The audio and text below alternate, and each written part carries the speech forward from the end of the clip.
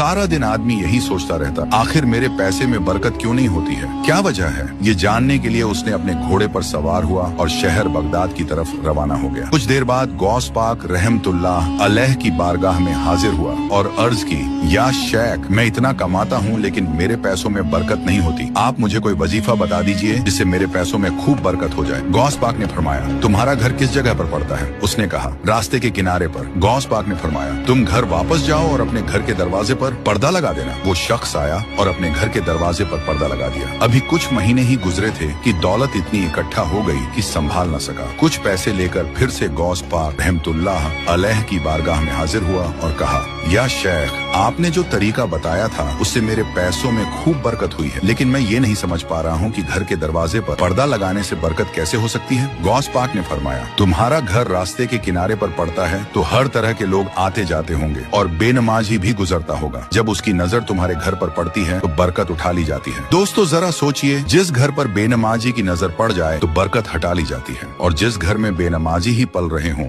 उस घर में सुकून और बरकत कैसे पैदा हो सकती है। या अल्लाह, अपने हबीब के सदके में हमें नमाज पढ़ने की तौफीक अता फरमा और हमारे रिज़्क में बरकत अता फरमा।